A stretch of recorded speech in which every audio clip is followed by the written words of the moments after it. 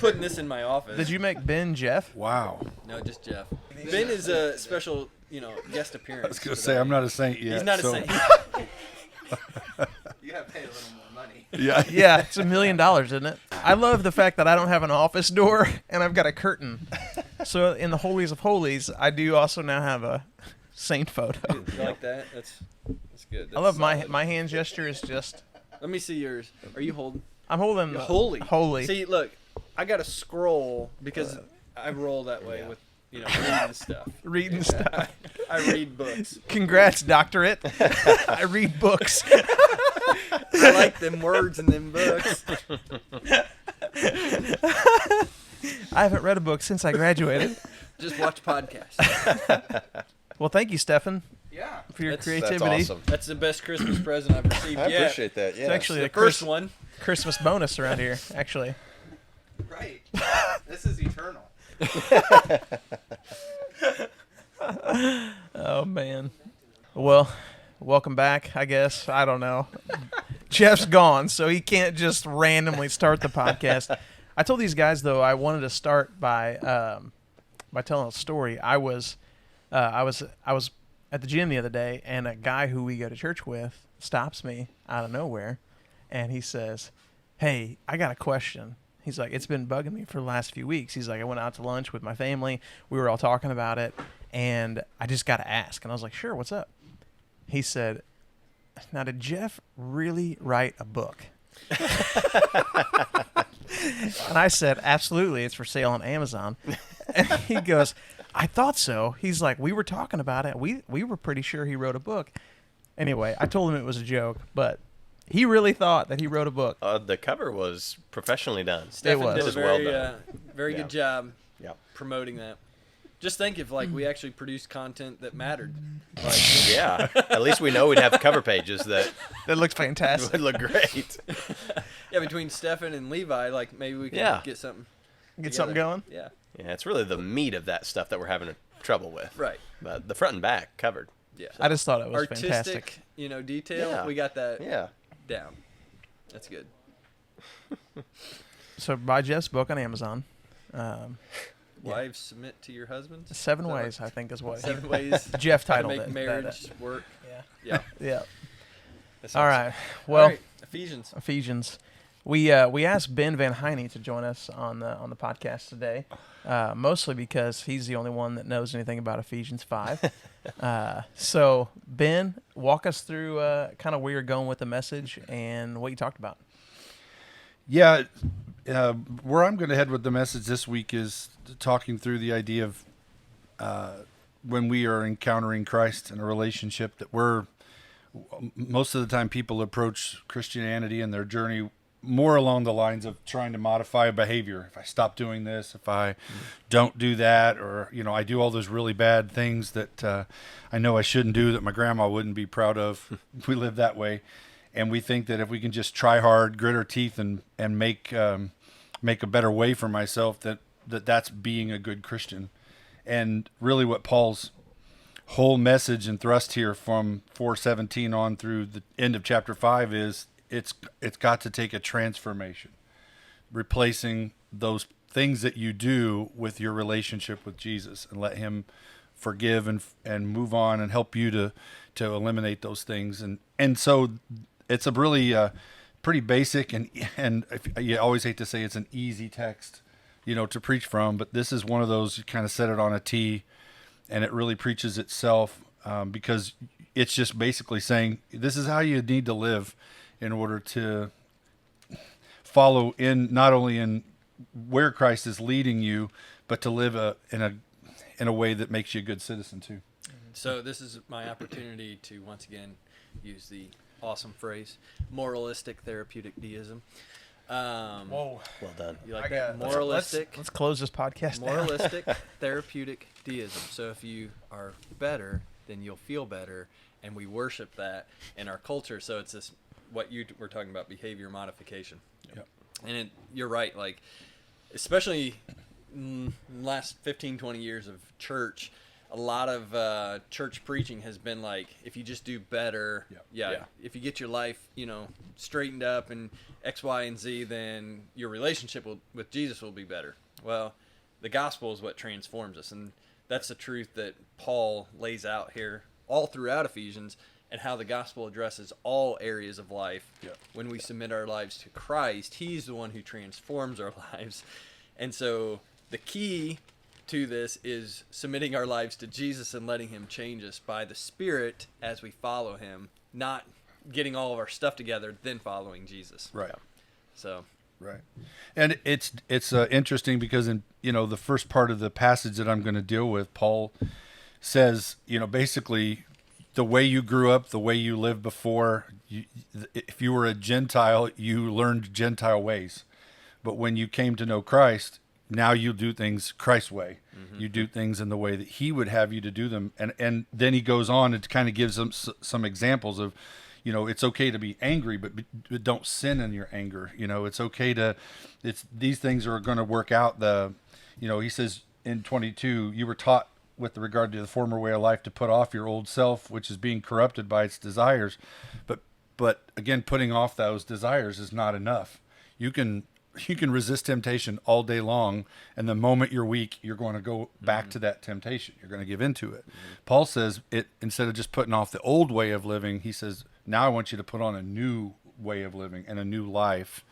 And that life is the one I will give you, not the one you will discover or attain. So yeah, it's just all about following Christ and letting him transform us. It's really like an echo of chapter 2. You know what I mean? Mm-hmm. Like from death to life.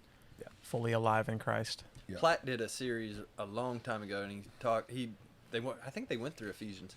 Anyway, thread of the gospel, and he started, because in chapter 1 it's saints, chapter 2 dead to life, chapter 3 is Paul's story essentially of like, okay, I was this way, you've heard about that, but because of that, like, you guys are now Made on purpose for purpose, yeah. And the gospel has gone to the Gentiles.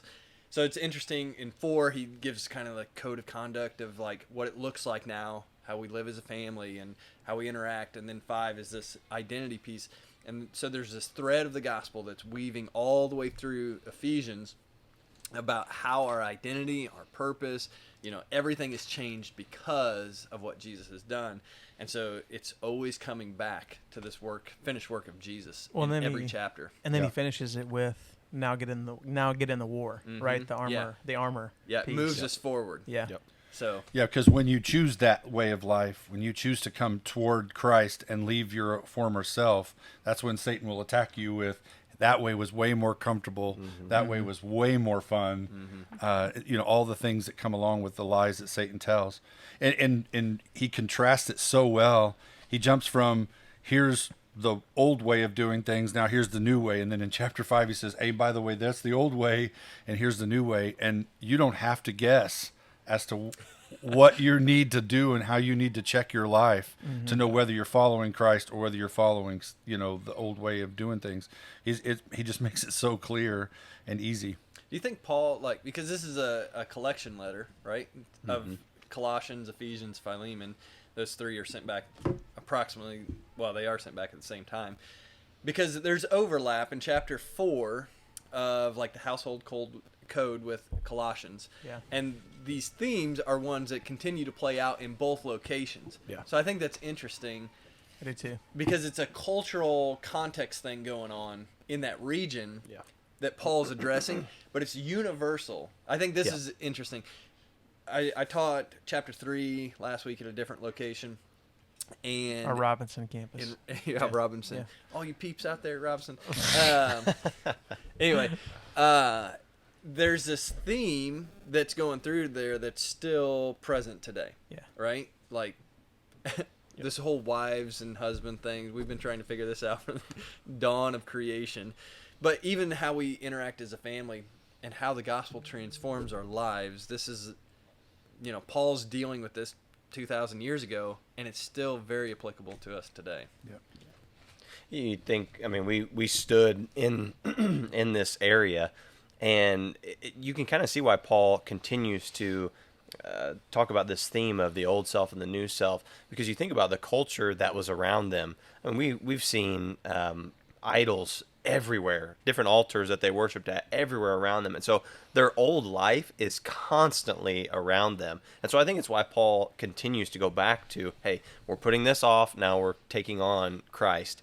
And, I think for people listening to this, this is a good reminder of, like, Christ has bought the freedom that you can now walk in. And I think so many people, even believers, are bound by sin and shame, and because of that, they haven't realized the idea that Jesus is actually, he's completely cleansed you. If you've put your trust in him, he has cleansed you completely forever.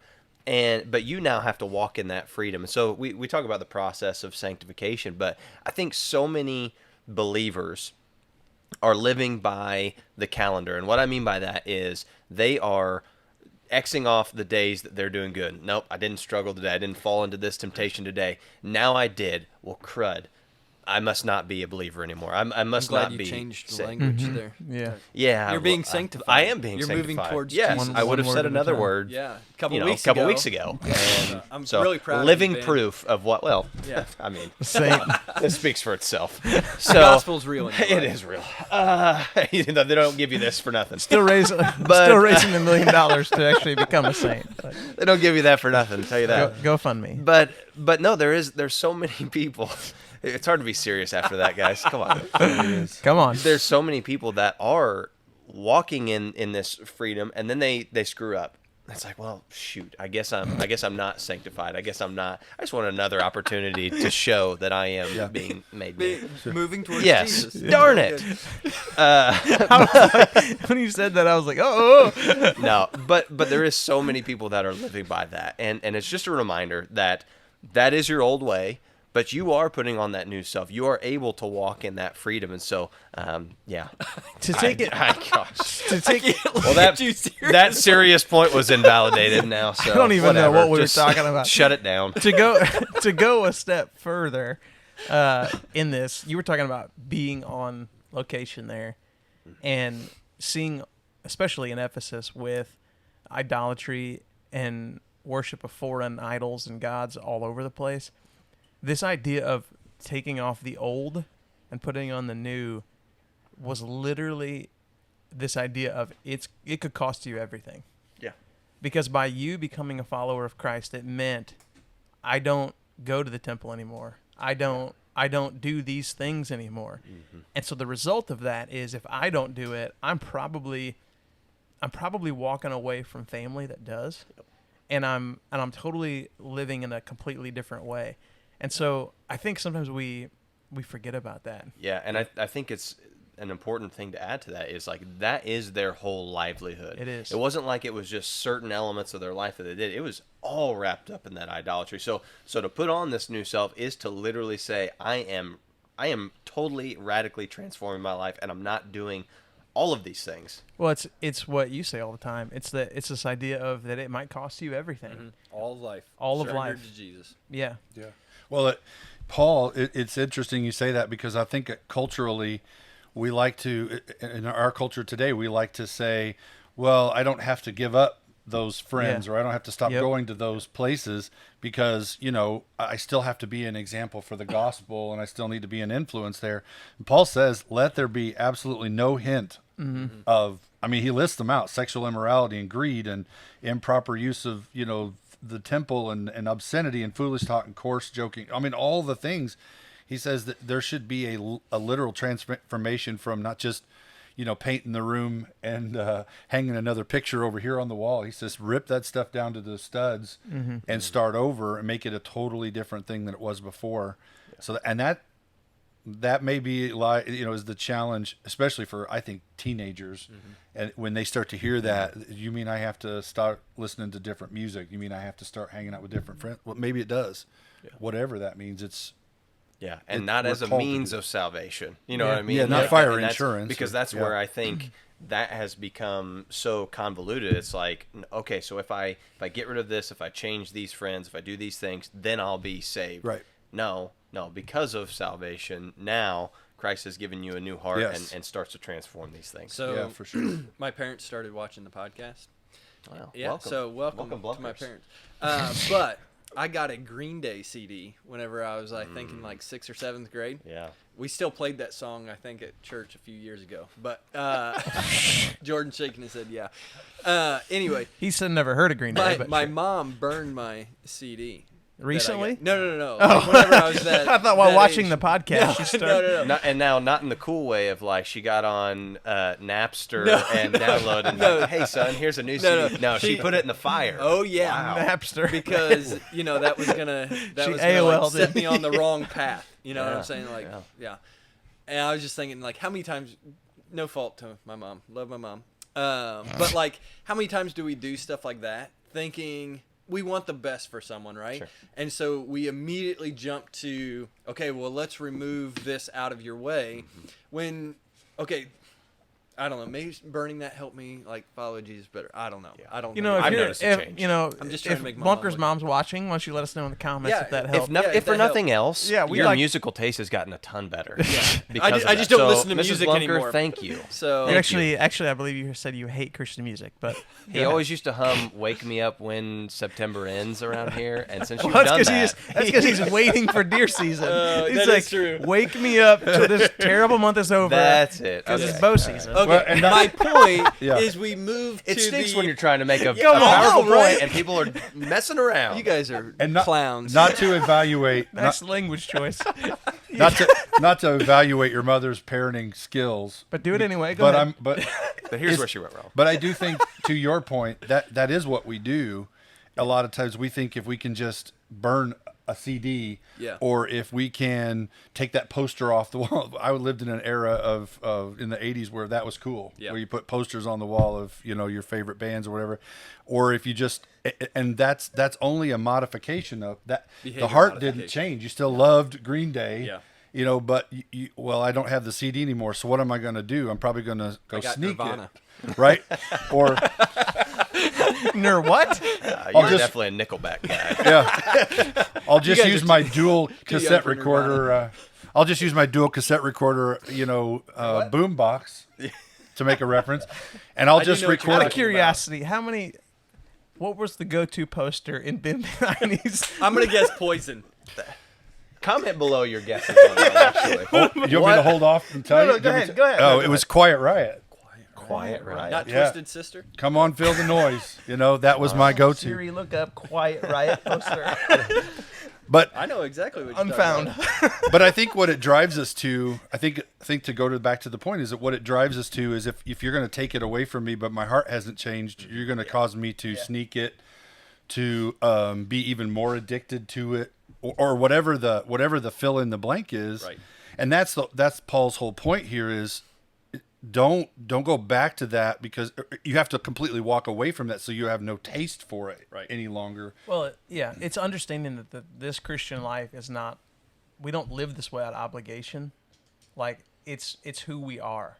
I think last week I was talking about obligation versus character. Yeah. Like if we're not careful, Satan will make following Christ this list of rules, and Yeah. not a part of who we are. And I think that's exactly what you're talking And about. so you talked about freedom. Like, that's exactly what Jesus wants to do. He wants to give us freedom to walk with him, Yep. to have this confidence, Yeah. because it is a better life that's free from all these rules and regulations, but it's moving towards him in all of life. Yep. Yep. And so that's the key. It's to not all just the this. freedom to do whatever you want Right. now.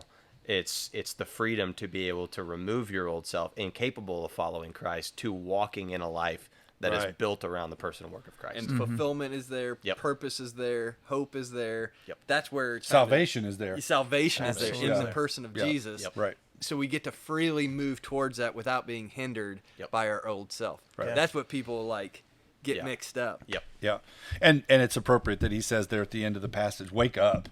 Yeah. Wake up, because you're walking around asleep in a life that is not fulfilling, that does not lead to anything other than destruction and death. Wake up and rise from the dead.